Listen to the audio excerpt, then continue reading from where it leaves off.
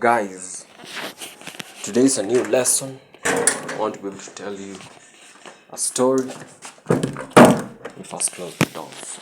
I want to be able to. I'm always closing the doors because of noises. No one noises. So I want to be able to tell you guys a very good story, and this story has a lesson. So this story is about a supervisor. My supervisor called Mr. Let me call him Mr. W. So Mr. W just called me today and told me something. But before I tell you what Mr. W called me today in the morning and told me, I want to give you a story, brief story about, so that you can be able to know the meaning of what I'm saying. So when this month started, I was sick. Today is May, I don't know if it's 12th or 13th, but when this month started, I was extremely sick. I was attacked by a very big disease called hemorrhoid.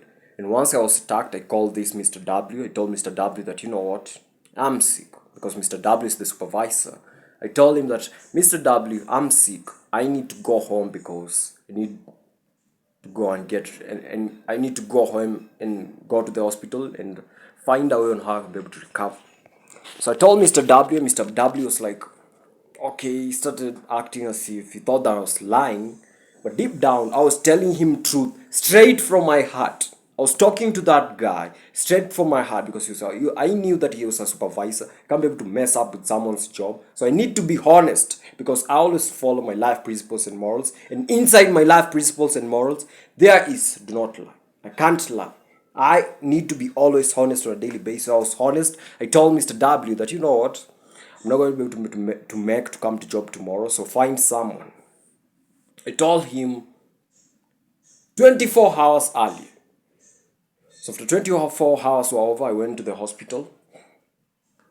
And since then, I've not gone to job since date 8 up to right now is date 14. So it's probably like 7-8 days. So I've not gone to that job. So today in the morning, so wait first. So I've not gone to that job. And once I left the job, I told Mr. W, once I recover, I will get back to my job. Because he knew that I will get back to my job position where I always work in night shift as a security guard. So today in the morning, Mr. W decided to call me. He called me, but I never picked up because I was doing some washing. I was at the washroom. So I was not able to pick up the call. So I called him later, around 12 p.m. So I called him and asked him, hello, Mr. W, what's up? What are you saying? I was like, hey, Steve, how are you? I was like, I'm fine. And you? So I'm very good, I'm very good. How are you doing right now? I was like, I'm fine. I'm doing fine, but I'm recovering. And Mr. W was like, okay, if you're fine, then it's been long.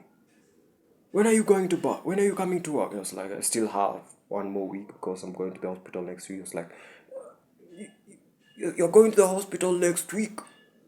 Bro, Steve, I don't think if you'll manage to be able to get this job. I've already hired the other person. The other person has taken your position. And I was like, the other person has taken my position. And you literally told me that this person is holding for me up to the time when I'll recover.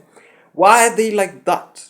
Why did he decide to be able to abandon me so that I can be able to put somebody else?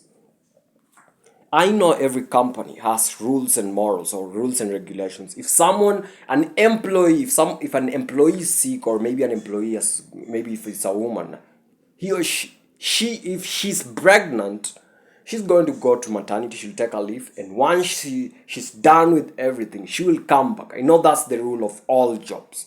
But this job, I was sick. I asked for permission. After asking for permission, I went, and right now I'm fired ruthlessly, and I even don't know what's the meaning. Like, it's the biggest scam in history because they fired me ruthlessly. I don't know why they fired me in the first place because I've not done anything. I told them that I'm going for a leave because I'm sick.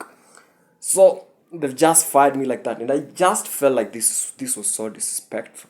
Like, they just disrespected me, and that's the biggest scam in history because I'm not going to be able to tolerate them. I am replaceable. I can't be replaced. If you replace me by force, that's all. I'm not going to come back. And this is what I'm going to be able to tell Mr. Wekesa once he called me later, because he has told me that once I recover, he'll give me a new assignment. He has the guts to tell me that I'm going to give you a new assignment. I don't care about your assignment. I'm going to find a new job.